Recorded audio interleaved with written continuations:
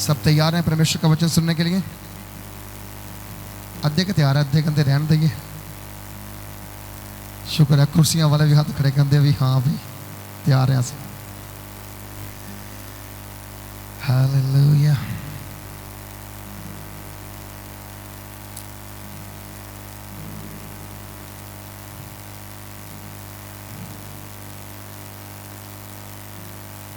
लाओ लाओ, शाबाश। प्रभु यीशु मसीह के नाम के लिए एक बार फिर से जोर से तारीफ करेंगे मिलके, और अपने आप के लिए भी तारीफ करेंगे, अपने आप के लिए भी।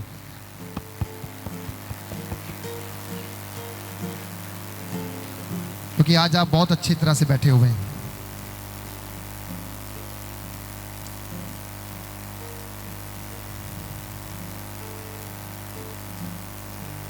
मेरा विश्वास है कि हमारा प्रभु आज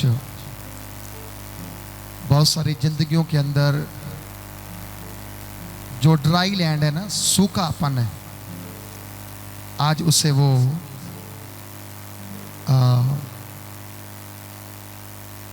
हटा करके हरेपन में आपको लेकर आएगा। मैंने बहुत कोशिश की कि कोई नया संदेश आपके लिए लेकर आऊं, लेकिन कल की रात में सुबह 3 बजे तक प्रेयर में था और 2 बजे तक प्रार्थना में। 1 घंटा मैंने वचन की स्टडी की, बाइबल बहुत इधर से खोज करके देखा कोई नया वचन मिले, पर 1 हफ्ते से बार बार परमेश्वर उस वचन के द्वारा मुझसे बात कर रहा था। तो मैंने ट्राई किया कि 3 बजे तक जा करके मैं ढूंढ लूं, परंतु बाइबल कहती है तेरी इच्छा नहीं मेरी इच्छा पूरी होगी। हालेलुया। किसकी इच्छा पूरी होगी? तेरी इच्छा नहीं होगी, मेरी इच्छा पूरी होगी। और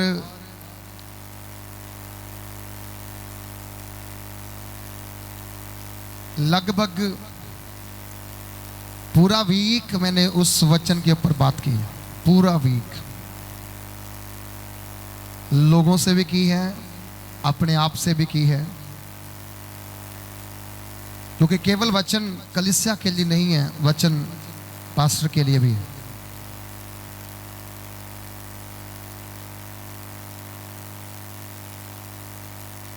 आर्टिकल वही लिख सकता है जिसको आर्टिकल लिखने के लिए वर्ड्स होंगे, शब्द होंगे। प्रचार भी वही कर सकता है जिसको पहले प्रचार समझ में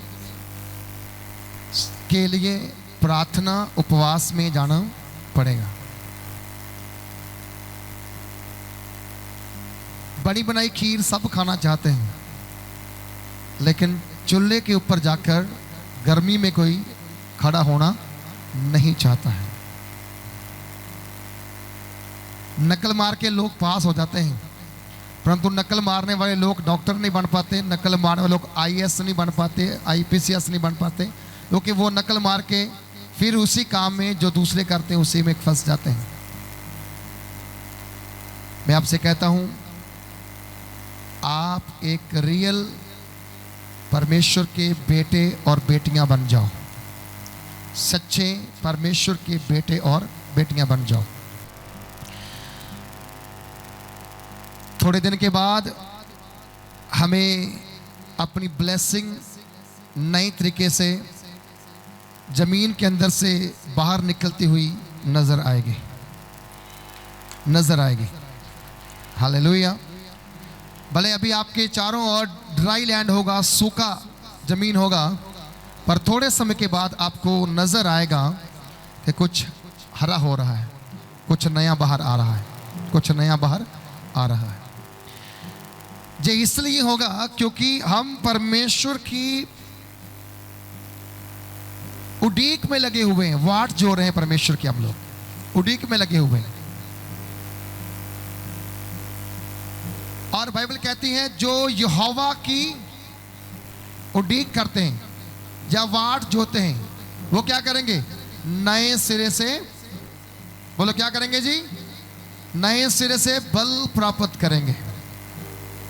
आज से मैं डिक्लेयर करता हूं, प्रभु यीशु मसीह की सामर्थी और पवित्र उपस्थिति में आपके जीवन से ड्राई लैंड बाहर निकले और आप हरे भरे होना शुरू हो जाओ। Hallelujah, thank you Jesus. पर कुछ करने से होगा। जमीन को तैयार करना पड़ेगा, उसकी खुदाई करनी पड़ेगी। उसके अंदर से कुछ ऐसा घास है जो अच्छे फलों को खराब कर सकता है, उसको उखाड़ के बाहर फेंकना पड़ेगा। जमीन को पानी देना पड़ेगा, फिर उसको वैरी से बचाने के लिए क्या करना पड़ेगा, उसकी रखवाली भी करनी पड़ेगी। जब तक रखवाली नहीं होगी तब तक हरियाली वापस नहीं आएगी। चर्च, आज परमेश्वर का वचन हमसे कहता है, थोड़ी देर के लिए हम अब्राहम के बारे में जाएंगे, अब्राहम के पास जाएंगे। अब्राहम, उसके दो नाम हैं। पहला नाम अब्राम, जब वो सूखे में था उसका नाम अब्राम था। उस समय वो परमेश्वर की योजना से बाहर था, उसकी युक्ति से बाहर था। जब परमेश्वर ने उसे अपनी युक्ति में बुलाया, अपनी योजना में बुलाया, फिर आगे जाकर के उसका नाम रखा गया अब्राहीम। क्या रखा गया? अब्राहीम, मतलब पिता, फादर। इट मीन्स पहले वो ड्राई जमीन के अंदर था जिसमें उसको सूखा नजर आ रहा था। बेबी नहीं था, बच्चा नहीं था। उसकी पत्नी सारा बांझ थी, उसको बच्चा नहीं था। इसलिए अब्राहम को अब्राम कहते थे कि अभी इसके पास कुछ नहीं है। लेकिन जिस दिन उसका नाम चेंज करना पड़ा, उस दिन परमेश्वर ने बच्चा होने से पहले बोला, तेरा नाम अब्राम नहीं अब्राहीम होगा, जिसका अर्थ होगा पिता। क्या होगा? बोलो, क्या होगा? पिता। पिता किसे कहते हैं? जिसके पास संतान होती है। और जिसके पास संतान है वो सूखी जमीन में नहीं है, वो हरी भरी जमीन में है। हालेलुया। हम जानते हैं कि जब उत्पत्ति 12 अध्याय की 1 से 3 आयत तक पढ़ते हैं, इन तीनों आयतों के अंदर परमेश्वर है और अब्राहम है। परमेश्वर है और अब्राहम है। आप हमारे जीवन में एक चीज समझना, हमारे जीवन में है कौन? मैंने लास्ट संडे बोला था, पहले आप अपने आप को रिकॉग्नाइज करो, आप पहचानो कि आप हो कौन। और मैंने क्या बताया था? आप कौन हो? ताकतवर। बोलो, क्या थे आप? बोलो, क्या थे आप? ताकतवर। आप एक संडे के प्रचार को दूसरे संडे भूल जाते हैं और अपने बच्चों को कहते हैं, अब पढ़ लिया कर, तू पास हो जाएगा, तुम्हें याद आएगा। तुम्हें कब पास? तुम्हें पास नहीं होना है। बच्चों को पास कराने के चक्कर में खुद फेल हो रहे हो। ये भी तो स्कूल है हमारा। हमारा टीचर पवित्र आत्मा है जो हमें सिखाता है, क्योंकि बाइबल कहती है जब पाखरू आएगा वो तुम्हें सिखाएगा कि तुम्हें क्या बोलना है और कहां बोलना है। सो हम भी एक ट्रेनिंग सेंटर में घुसे हुए हैं और ट्रेनिंग सेंटर के अंदर हमको इस बात पर ध्यान देने की आवश्यकता है कि उसमें जो हमें सिखाया जाता है हमें याद भी है कि नहीं है। इन 3 आयतों के अंदर अब्राहम और परमेश्वर का एक रिलेशन स्टार्ट होता है, एक रिश्ता ठीक ठाक से चलता है। क्या कहता है परमेश्वर? एक आयत से पढ़ूंगा आपके लिए मैं। यहोवा ने अब्राम से कहा, अपने देश और अपने कुटुंबियों और अपने पिता के घर को छोड़कर उस देश में चला जा जो मैं तुझे दिखाऊंगा। सीधी सीधी बात परमेश्वर ने अब्राहम को बोल दी। क्या बोल दिया? उसने कहा अपने देश को छोड़ दे, अपने देश को छोड़ दे, अपने रिश्तेदारों को छोड़ दे, अपने माता पिता के घर को छोड़ दे और उस देश में चला जा जिस देश में तुम्हें दिखाऊंगा। अभी दिखाया नहीं, अभी जस्ट बात हो रही है। बोलो अभी क्या हो रही है? सब बोलो क्या हो रही है? उससे बात हो रही है। अगर अब्राहम बात मान गया तो फिर तो अब्राहम की बल्ले बल्ले, और अगर अब्राहम उसकी बात ना माना परमेश्वर की, तो जहां है उससे भी थले थले हो जाएगा। आज बहुत सारे लोगों की जिंदगी में बहुत गड़बड़ी चल रही है, बहुत परेशानियां चल रही हैं, बहुत प्रॉब्लम्स चल रही हैं। कारण क्या है कि जो परमेश्वर कहता है मनुष्य उस चीज को नहीं सुनता, उस बात को नहीं सुनता। और जिस दिन हम इस बात को सुनने पर आ जाएंगे ना, उस दिन आप देखिएगा, आप सूखी लैंड से बाहर निकलकर आप एक अपनी आंखें उठा के देखना, आपको एक बहुत बड़ा ग्रीन पैस्चर्स दिखेगा, एक हरी भरी वादियां आपको दिखाई देंगी। जब तक आप परमेश्वर के आज्ञा में नहीं है, अधीनता में नहीं है, तब तक तो सूखे में है।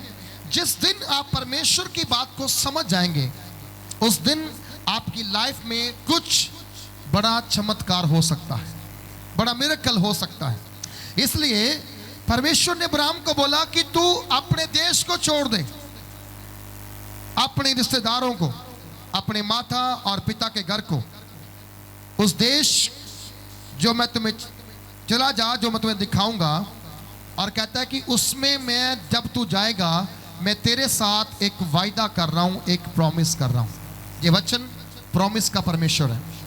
ये जो वचन है आज, ये परमेश्वर का प्रॉमिस है कलीसिया के साथ, चर्च के साथ, आपकी जनरेशन के साथ, आपके प्रेजेंट जो बच्चे हैं उनके साथ। हम लोग इस वचन बात कर रहे थे एक दिन, तो मैंने ऐसे करके बोला, मतलब जो आज हम कमा रहे हैं ना, वो हमारे लिए नहीं है। समझा रहे किसी को? जो आज हम घर बना रहे हैं, हम गाड़ी ले रहे हैं, हमारे पास बैंक बैलेंस है, या गोल्ड है, या बहुत कुछ है, वो हमारे लिए नहीं है। आप ये मत कहो कि मैं वो यूज करने वाला हूं। हमारी आयु यूज करने से ओवर हो चुकी है, अभी हम किसी और दिशा को जाने वाले हैं। लेकिन जो हम कमा रहे हैं ना, वो किसके लिए कमा रहे हैं? अपनी आने वाली जनरेशन के लिए, अपने बच्चों के लिए। आमीन। बोलो किसके लिए कमा रहे हैं? हमारे पिता ने किस लिए कमाया? हमारे लिए। हम किसके लिए कमा रहे हैं? अपने बच्चों के लिए। अब्राहम के पिता तारा ने जो कमाई की थी, वो अब्राहम और उसके पुत्र नहोर के लिए की थी। लेकिन बाइबल कहती है कि अब्राहम को परमेश्वर ने तारा के घर से अलग करके उसको बोला कि तू अपने देश को छोड़ दे, अपने माता पिता को छोड़ दे, अपने घर को छोड़ दे, रिश्तेदारों को छोड़ दे, और वहां जा जो देश मैं तुम्हें दिखाता हूं। अब्राहम को उस देश के बारे में नॉलेज नहीं था, कुछ नहीं पता, वहां के लोग कैसे हैं, कल्चर कैसा है, वहां पर सिचुएशन कैसी है, हालात कैसी है, खाना पीना कैसा है, कैसे रहना है, वहां का करेंसी क्या है, कुछ नहीं मालूम। लेकिन परमेश्वर की आज्ञा को माना और वो परमेश्वर के साथ चलने को तैयार हो गया। आज चर्च को फोन करने पड़ते कि चर्च में आओ, उनको बताना पड़ता कि यू आर बिलीवर, तुम विश्वासी हो, चर्च में आओ। अगर मैं कहता हूं फोन ना किए जाए ना, तो आधे से लोग तो घर में बैठ जाएंगे, क्योंकि उनको याद नहीं होता कि संडे कब है। ये आज की कलीसिया का करैक्टर है कि वो बुलावे पे चर्च में आने को तैयार हैं। वो नहीं जानते कि परमेश्वर ने उनसे कहा 6 दिन काम कर, 7वां दिन क्या कर, विश्राम का मतलब क्या है? सोना। हाँ जी, अक्सर पता क्या है विश्राम का दिन? शादी का दिन रख लो जी, उस दिन शादी रखेंगे अपने घर में। अच्छा, हम नहीं रखेंगे, रिश्तेदार रखेंगे। फिर क्या करेंगे? हमें तो जाना ही पड़ेगा रिश्तेदारों की शादी, या नहीं गए तो कल को हमारे कौन आएगा? ओके, आप अभी करैक्टर में नहीं आए, अभी आप दुनिया में घूम रहे हैं। इसलिए प्रभु के बड़े आदरणीय दास अनेस्टमल और सुभाष गिल ने आज से 7-8 साल पहले, 10 साल पहले एक गीत गाया था, दुनिया की भीड़ में तू क्यों खो रहा, मिलेगा कुछ फल नहीं जो तू बो रहा। मतलब आप जिस चीज के पीछे हैं, आप संसार को प्रसन्न करने के लिए, खुश करने के लिए हैं। मैं नहीं कहता हूं कि प्रसन्न मत करो, आप कर सकते हैं, लेकिन आप बताओ कि मुक्ति आपको कौन देगा, जिंदगी आपको कौन देगा, ब्लेसिंग आपको कौन देगा? एक ही है, वो परमेश्वर है। बोलो कौन है वो? तो उसने अब्राहम को बोला था कि अपने सारे रिश्तेदारों को, भाई बहनों को छोड़ के मेरे पीछे चल, उस देश में जा जो मैं तुम्हें दिखाऊंगा। और दूसरी आयत में उसने कहा, और मैं तुझ में से एक बड़ी जाति बनाऊंगा। क्या करूंगा? एक बड़ी जाति। देखो परमेश्वर की योजना क्या है, परमेश्वर की प्लानिंग। अगर आत्मिक माइंड है तो आप समझ सकते हैं। जिन भाइयों को, बहनों को लगता है कि मेरे बच्चा नहीं हुआ, शायद मैं बांझ ही मर जाऊंगा, शायद हमारे घर में संतान होगी नहीं, हम किसी का लेकर के अडॉप्ट कर लेंगे, उसको पाल लेंगे। मैं कहता हूं उनके लिए ये वचन है कि परमेश्वर की प्रतिज्ञा है, परमेश्वर का वायदा है, परमेश्वर का प्रॉमिस है। इंतजार करके देखिएगा, वो आपको एक बड़ी जाति के रूप में खड़ा करना चाहता है। हालेलुया। इसका मतलब यह नहीं कि संतान, आपकी संतान एक बड़ी जाति बनेगी। उसका मतलब यह है कि परमेश्वर आपको ड्राई लैंड से बाहर निकाल करके हरियाली में लेकर आएगा। आपको इंतजार करना पड़ेगा, आपको वेट करना पड़ेगा कि परमेश्वर कुछ सोच रहा है, कुछ प्लान कर रहा है। मुझे मालूम है कि परमेश्वर का वचन जो कहता है ना, वो कभी टलता नहीं है, कभी टलता नहीं है। मैं टल सकता हूं, आप टल सकते हैं, संसार टल सकता है, लेकिन ये वचन कभी टल सकता नहीं है, क्योंकि ये वचन किसी मनुष्य की कलम ने लिखा नहीं है। कोई ज्ञान की बात नहीं है इसमें। ये कहो कि ये ज्ञान की बातें हैं, ज्ञान की बातों के लिए आपको ज्ञान की पुस्तकें मार्केट में मिल जाती हैं। ये ज्ञान की पुस्तक नहीं, ये सामर्थ की पुस्तक है, शक्ति की पुस्तक है। आमीन। इसमें सामर्थ है, इस वचन के अंदर सामर्थ है। और इसको कहा गया कि ये 2-धारी तलवार से भी तीखा है। इसे कहा गया कि ये हथौड़े की मानंद है। इसे कहा गया कि जब ये वचन मुंह से निकलता है, बीमार चंगे हो जाते हैं, और आने वाली तबाही से, बड़ी तबाही से परमेश्वर अपने वचन के द्वारा उनको बचा लेता है। लेकिन कहां प्रॉब्लम है, समस्या कहां है? समस्या इस जगह पर है कि हमारी जिंदगी में वचन कम है और बातें ज्यादा हैं। उसने कहा मैं तुम्हें एक बड़ी जाति बनाऊं। कौन कह रहा है? परमेश्वर के दास अब्राहम के साथ परमेश्वर डायरेक्टली बात कर रहा है। अब्राहम, मैं तुमसे एक बड़ी जाति, वहां लिखा गया अब्राहम कान खोल करके ध्यान से परमेश्वर की बातों को क्या कर रहा है? सुन रहा है, ध्यान से। हालेलुया। ध्यान से सुन रहा है वो। वचन सुनना कैसे होता है? ध्यान से। ध्यान भटके ना, ध्यान भटके ना। मैं और डेविड एक मीटिंग करके आए थोड़े दिन पहले, दसुआ के पास एक गांव है जलोटा। वहाँ एक हमारी सिस्टर बहुत गरीब घर की है, बहुत गरीब, मतलब उसका हस्बैंड है, उसने छोड़ दिया है, और उसका हाथ उसने डंडे मार मार के तोड़ दिया, ऊपर आई हुई है हाथ ऐसे, और वो घरों में काम करती। बच्चा उसका एक है, वो भी उसके कहने में नहीं है। बहुत गरीब थी, अपने पिता घर में रहती थी, पिता मर गया, माता मर गया, और भाई ने उसके साथ लेन देन जो था वो मना कर दिया कि तुम्हें कुछ नहीं घर से मिलेगा। पर वो चर्च में लगातार आती रही, आती महीने में एक बार है प्रभु बोझ के ऊपर, क्योंकि वो घरों में काम करती, मजबूरी है कि उसी से कमा करके उसने अपने बच्चे का पढ़ाई करना है। बच्चा उसका भी +2 में पढ़ रहा है। और उसने बड़ी मेहनत की और बढ़िया रुकावटें आई, बड़ी परेशानी आई। उन्होंने बड़ा ना मेहनत करके घर बनाया और उस घर का उद्घाटन करना था। बेचारी 3-4 महीने टाइम मांगती रही, बड़ी मुश्किल से हमने उसको टाइम दिया। जिस प्रकार वो कहती थी वैसे हम नहीं कर सकते थे, जिस प्रकार हम कहते थे वैसे वो नहीं कर सकती थी। सो अंडरस्टैंडिंग जो थी मैच नहीं हो रही थी। लास्ट मोमेंट में हमने पिछले इस मंगलवार में उनको टाइम दिया, गए वहाँ पर। बात डेविड से उनकी होती है हमेशा, मुझसे नहीं होती। उन्होंने इनको बोला 5 बजे आने का, जे बोले हम 7 बजे आएंगे। पर आपको एक बात बताऊं, 5 बजे का टाइम दिया था, पूरा का पूरा नगर, एटलीस्ट 100 से ऊपर का बंदा 2 घंटे हमारा इंतज़ार किया उन्होंने। अब वापस अपने घर में नहीं गई, वहीं पर रहे, वो बैठे रहे, दरियों के बैठे रहे, चाय पीते रहे, जब तक हम नहीं गए। वो कहते एक बंदा भी अपने घर में लौट के नहीं गया, इंतज़ार करता रहा। और हम लोग गए, उन्होंने बड़ा स्वागत किया, फूल फाल बरसाए। थैंक गॉड, हम फूलों की बारिश में खुश नहीं हुए, लेकिन नई जगह थी, नया स्थान था। अब कुछ लोग जिद कर लेते करना ही करना, तो फिर हम वहाँ पर कुछ कर भी नहीं सकते। असल में तो हमें सादगी की सेवा पसंद है, इसलिए मैंने अभी कपड़े भी सादगी के पहनने शुरू कर दिए, क्योंकि प्रभु यीशु मसीह भी सादगी में रहता था और हमें भी वैसा बनना चाहिए। और हम जब एंटर किए, मैंने को बोला बंदे यार बहुत देर से बैठे हुए हैं, 2 गीत गा के 10 के मिनट का संदेश देके इनको विदा करेंगे, क्योंकि 2 घंटे इंतजार कर रहे हैं। पर मैं आपको एक बात बताऊं, मैंने जो वहाँ सीखा, मैं सिखाने गया, मैं वहाँ सीख के आया। एक बात मैंने डेविड को बताई, घर में बताई आके, एक भी औरत हमारे बराबर कुर्सी के ऊपर, बेड के ऊपर नहीं बैठी, एक भी औरत। सारे के सारे नॉन क्रिश्चियन लोग थे। वो आई थिंक वो आदर्मी फैमिलियों से थे। एक बंदे ने कुर्सी नहीं मांगी, लोग सिर साफ पान के बैठे हुए थे, सब के सब नीचे बैठे। हम दोनों ही थे जो चेयर के ऊपर थे। और मैं कहता हूं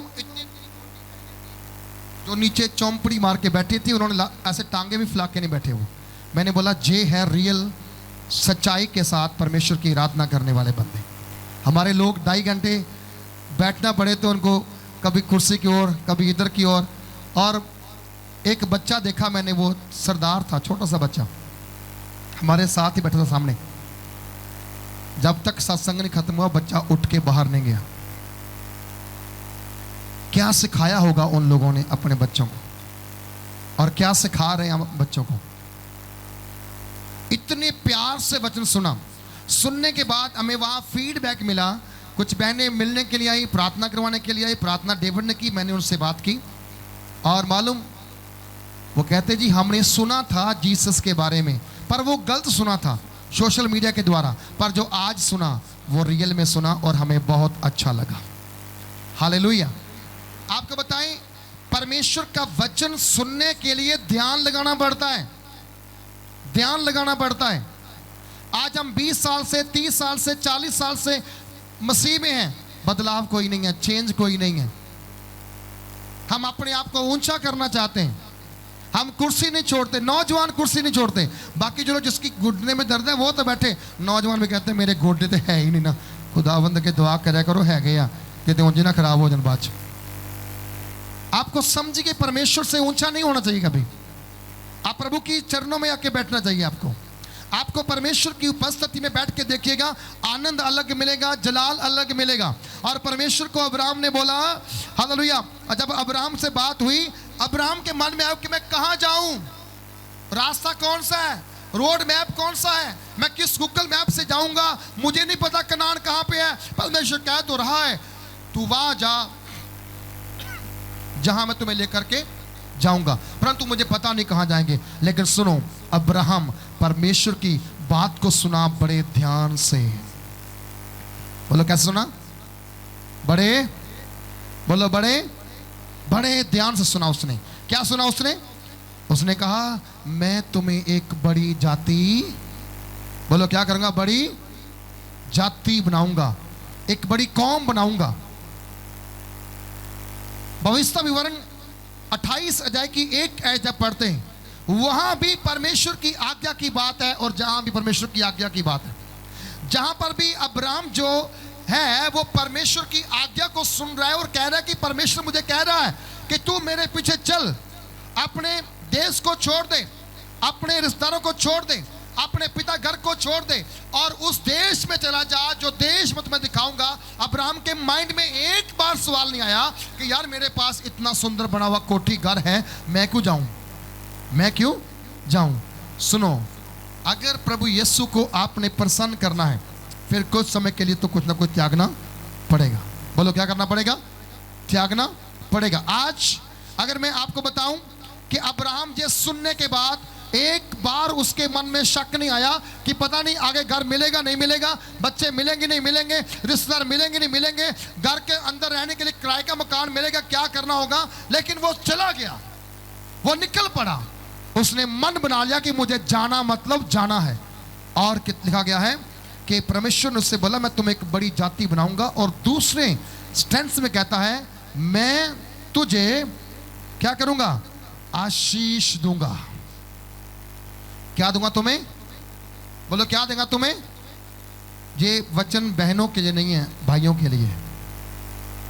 परमेश्वर भाइयों से बात कर रहे हैं, बहनों से बात नहीं कर रहे हैं। हम अंदर हंस रहे थे अभी,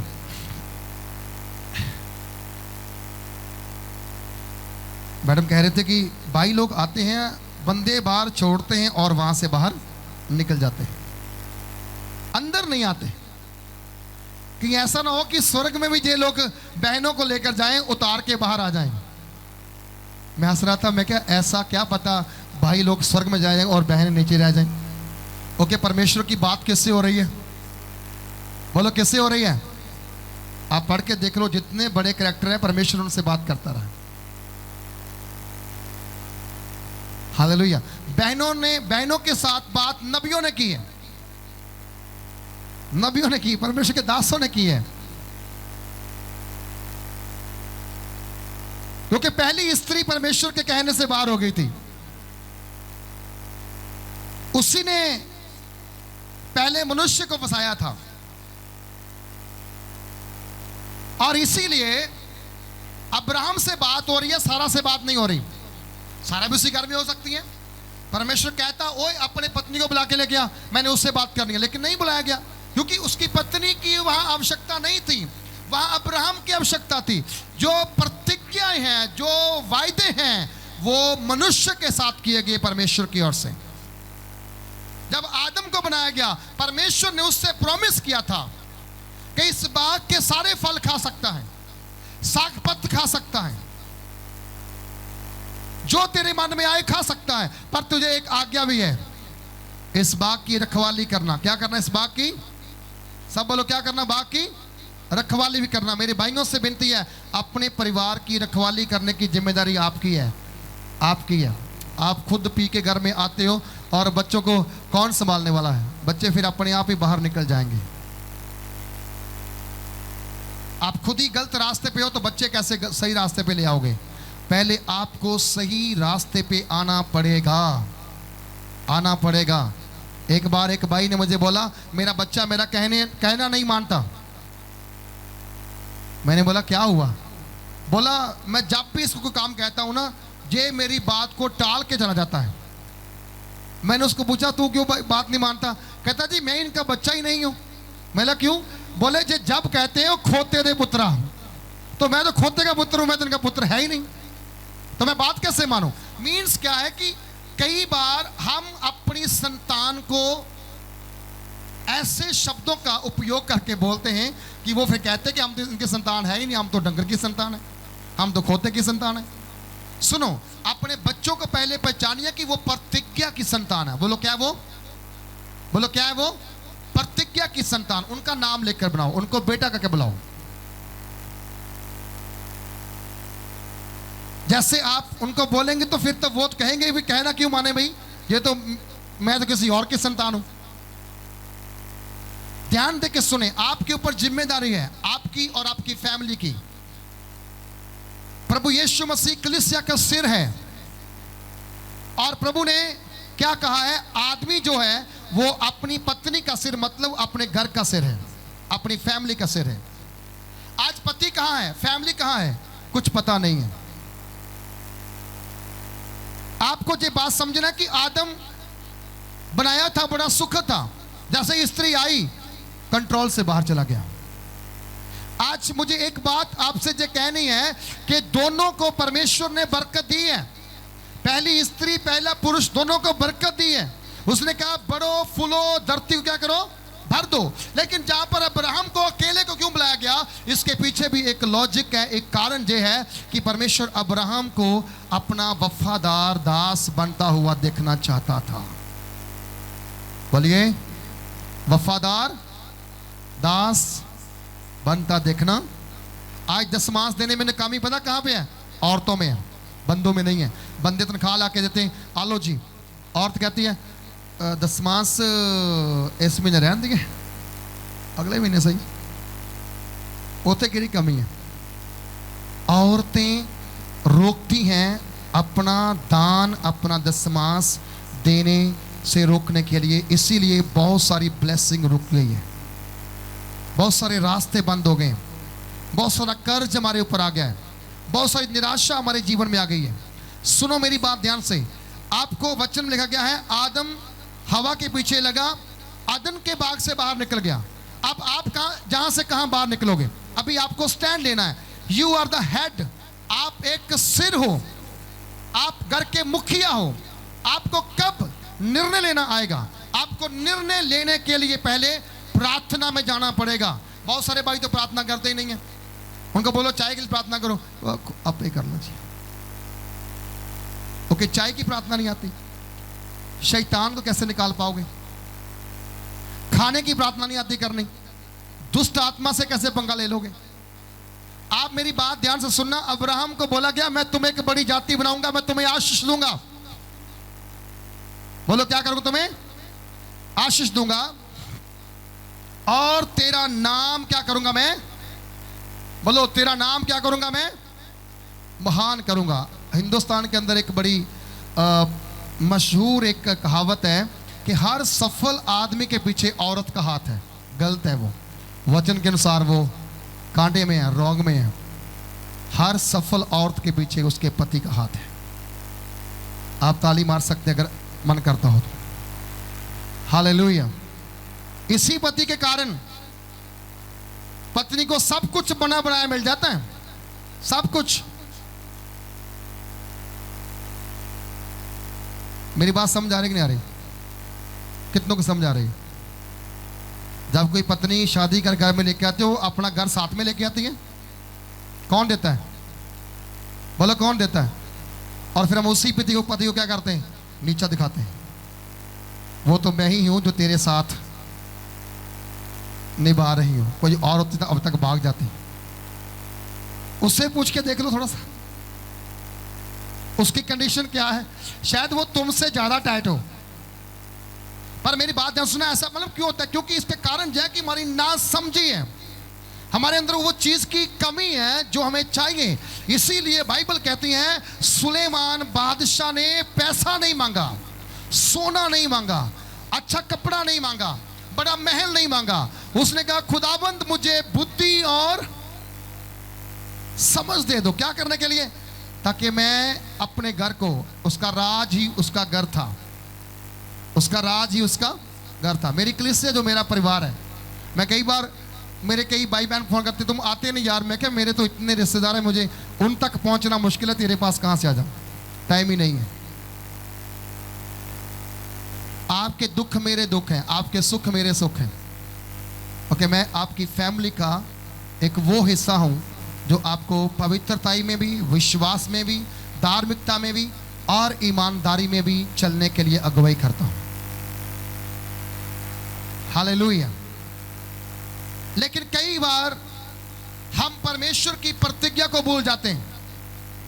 मैं हम लोग एक दिन बात कर रहे थे आशीष के साथ। जब आशीष को परमेश्वर ने इंग्लैंड में लैंड करवाया ना, हमें वहां कोई नहीं जानता था, जानने वाले बंदे बहुत थे, लेकिन हमने किसी को कांटेक्ट नहीं किया। एक रात रुकने के लिए मेरे एक बहुत क्लोज पास्टर प्रताप जी हैं, तो मैंने उनको कॉल की, बोले पास्टर जी सॉरी मैं तो इंडिया में आ गया हूँ, मैं तो आज इंडिया में जिस दिन आशीष लैंड होगा उस दिन मैं इधर इंडिया में लैंड हो जाऊँगा 2 अक्टूबर को। मैंने बोला ओके, मैंने बोला फिर चलो मैं कोई बात नहीं, डरो मत, मेरा बेटा उसे पिक करेगा, मेरा बेटा घर लेके जाएगा, मेरा बेटा उसे कॉलेज में ड्रॉप करेगा। एक व्यक्ति ने आशीष को उनके बेटे के बारे में अभी 2-3 दिन पहले कुछ बोला, उसने मुझसे फ़ोन किया, मैं क्या बोला इस बात को आगे नहीं करना, यहीं पर खड्डा खोद के दफन कर देना। बोला क्यों? बोला इस बात को कभी मत बोलना कि तेरे साथ उस लड़के ने एक बड़ी भलाई की हुई है, एक बड़ी भलाई की हुई है। जब तुम्हें इंग्लैंड में कोई नहीं जानता था, जब तेरी पहचान किसी के साथ नहीं थी, उसने तुम्हें एक रात अपने घर में ठहराया। तुम्हें नहीं मालूम था लेस्टर कहाँ पे है, यूनिवर्सिटी कहाँ पे है, वो अपनी गाड़ी में फ्यूल डाल के तुम्हें खाना खिला करके, तेरा बैग उठा करके तुम्हें यूनिवर्सिटी के अंदर ड्रॉप करके आया था। He is the best in our life, वो हमारे लिए सबसे भला है क्योंकि उसने हमारा पहले दिन से साथ देना शुरू किया है। मेरा परमेश्वर क्यों भला है? ये परमेश्वर क्यों अच्छा है, क्यों अच्छा चरवाहा है? इसका कारण एक किया कि उसने हमें पहले दिन से ही उंगली पकड़ के क्या किया है, चलाया है और हमारा भला किया है। इसीलिए हमें अपने परमेश्वर को कभी किसी बात के लिए ताना नहीं मारना। क्या नहीं करना जी? बोलो क्या नहीं करना? अगर 1000 रुपया ना मिले तो हमें 1 लाख मिलता है, हम 1 लाख को छोड़ दें पीछे, वो 1000 ज़्यादा, मुझे 1000 रुपया नहीं मिला, प्रभु ने दिया नहीं, मैं क्यों चर्च में जाऊं? आपको जिंदगी जो मिली है उसके बारे में क्या सोचते हो आप? हाँ जी बोलो, जो जिंदगी प्रभु ने आपको दी उसके बारे में क्या सोचते हो आप? आपको पवित्र करने के लिए, आपको बचाने के लिए जो उसने अपना कलवरी क्रूस के ऊपर लहू बहाया, उसके बारे में क्या सोचते हैं आप? आपने क्या किया ऐसा कि प्रभु यीशु मसीह ने कहा कि मैं तुम्हें अपना दास नहीं, मैं तुम्हें अपना मित्र कहता हूं? आपने ऐसे कौन से मोती दान किए हैं कि कोई व्यक्ति जो आपको नहीं जानता वो आपके लिए पवित्र लहू बहाए और कलवरी क्रूस पे मार खाए, और 40 कोड़ों की मार खाने के बाद उसकी सजा खत्म होनी थी, लेकिन ये बोला गया 40 नहीं 39 मार के जो सजा है कंटिन्यू की जाए। क्या किया था आपने? आपको इतना ही नहीं पता, हमने कुछ नहीं किया तो भी हमारे लिए एक धर्मी कलवरी क्रूस के ऊपर श्रापित मृत्यु मर गया, वो हमारे लिए मारा गया, हमारे लिए गाड़ा गया, और फिर वो तीसरे दिन मुर्दों में से इसलिए जी उठा कि वो वापस आए और तुम्हें अपने साथ स्वर्ग में लेके जाए। हालेलुया। हमारे पास है क्या अपना? सब कुछ तो उधार का है, लेकिन एक बात सुने, उसने कहा मैं तुम्हें आशीष दूंगा और तेरा नाम क्या करूंगा? महान करूंगा। मैं जानता हूं मेरा परमेश्वर हमें महान करना चाहता है, बड़ा करना चाहता है, ऊंचाइयों पे लेके जाना चाहता है। हालेलुया। ऊंचाइयों पे लेके जाना चाहता है, क्योंकि वचन कहता है कि मैं तेरे नाम को महान करूंगा। ये वायदा है अब्राहम के साथ परमेश्वर का। अब्राहम अंदर ही अंदर से इस बात को समझ नहीं पा रहा हो क्या होने वाला है, बट तब भी वो जब सारी बातों को नहीं समझ पा रहा था, लेकिन उसके अंदर एक फेथ जे था, जो मुझसे बात कर रहा है वो स्वर्ग और पृथ्वी का रचने वाला है, वो सब कुछ बनाने वाला है। और अगर वो प्रॉमिस कर रहा है